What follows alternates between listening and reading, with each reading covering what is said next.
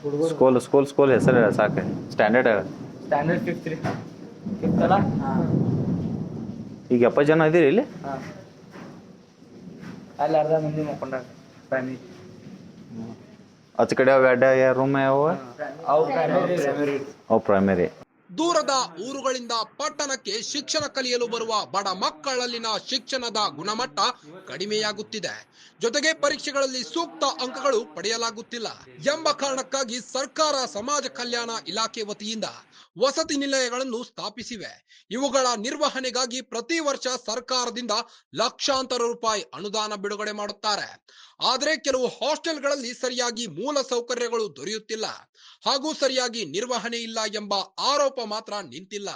ಚಿಕ್ಕೋಡಿ ಶೈಕ್ಷಣಿಕ ಜಿಲ್ಲೆಯಲ್ಲಿ ಸಮಾಜ ಕಲ್ಯಾಣ ಇಲಾಖೆ ವತಿಯಿಂದ ನಡೆಸಲಾಗುತ್ತಿರುವ ಕೆಲವು ಹಾಸ್ಟೆಲ್ ಸಮಸ್ಯೆಯ ಆಗರವಾಗಿದೆ. ಚಿಕ್ಕೋಡಿ ತಾಲೂಕಿನ ಕೇರೂರು, ನೇಜ, ಚಿಂಚಣಿ ಗ್ರಾಮಗಳಲ್ಲಿರುವ ಹಾಸ್ಟೆಲ್ಗಳಲ್ಲಿ ಮಕ್ಕಳಿಗೆ ಸರಿಯಾಗಿ ಮೂಲ ಸೌಕರ್ಯಗಳು ದೊರೆಯುತ್ತಿಲ್ಲ ಎಂಬ ಆರೋಪ ಕೇಳಿಬರುತ್ತಿವೆ.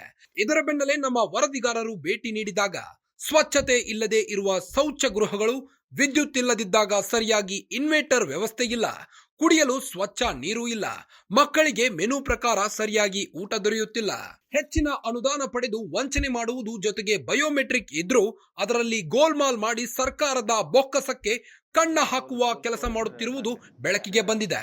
ಜೊತೆಗೆ ಅಲ್ಲಿಯ ಅಡುಗೆ ಸಹಾಯಕ ದಿನಂಪ್ರತಿ ಮದ್ಯ ಸೇವನೆ ಮಾಡಿ ಬರುವ ಆರೋಪ ಇದೆ. ಈ ಬಗ್ಗೆ ಮಾಹಿತಿ ಕೇಳಲು ಹೋದರೆ ಅಲ್ಲಿಯ ನಿಲಯ ಪಾಲಕರೇ ಮಾಯವಾಗಿ ಬಿಡುತ್ತಾರೆ.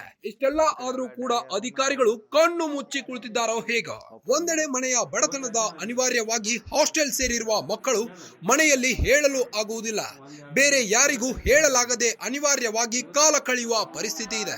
ಇನ್ನಾದರೂ ಮೇಲಾಧಿಕಾರಿಗಳು ಇಂತಹ ಹಾಸ್ಟೆಲ್ ನಿಲಯ ಪಾಲಕರ ಮತ್ತು ಸಿಬ್ಬಂದಿ ವಿರುದ್ಧ ಕೂಡಲೇ ಕಟ್ಟುನಿಟ್ಟಿನ ಕ್ರಮಗಳನ್ನು ಜರುಗಿಸಿ ಸಮಸ್ಯೆ ಬಗೆಹರಿಸಬೇಕು ಎಂಬುದು ಜನರ ಆಗ್ರಹವಾಗಿದೆ. ಮಧ್ಯಾಹ್ನ ಕುಡಿದಿರಿ ನೀವು?